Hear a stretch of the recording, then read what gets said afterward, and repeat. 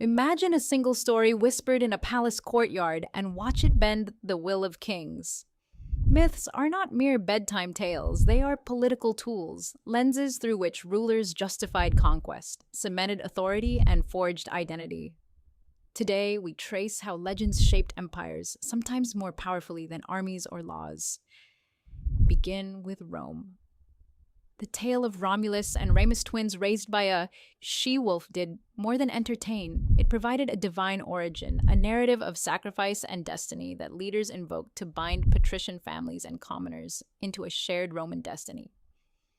Emperors painted themselves as heirs to that founding myth, claiming legitimacy not through election but through lineage and fate. The legend created loyalty, and loyalty became empire. Move east to China, where the mandate of heaven transformed myth into cosmic politics. Dynasties rose and fell according to a moral narrative. Heaven bestows favor on just rulers, withdraws it when corruption reigns. This abstract myth became a mechanism for rebellion and renewal. Rebels proclaimed the old regime's loss of heavenly favor. New rulers claimed it. The mandate was a moral contract written in story, and millions accepted its terms. Consider the Norse sagas and the Viking expansion. These epic tales valorized exploration, honor, and retribution. They turned raiders into agents of destiny, framing raids as rites of passage and proof of worth.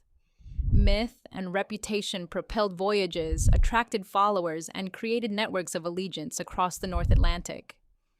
Finally, look at Egypt, where pharaohs were gods made flesh. The myth of divine kingship centralized power and justified monumental projects.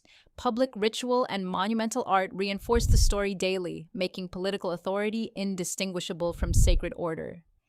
Myths are not static relics. They are active instruments, repurposed to mobilize people, justify change, and sustain rule.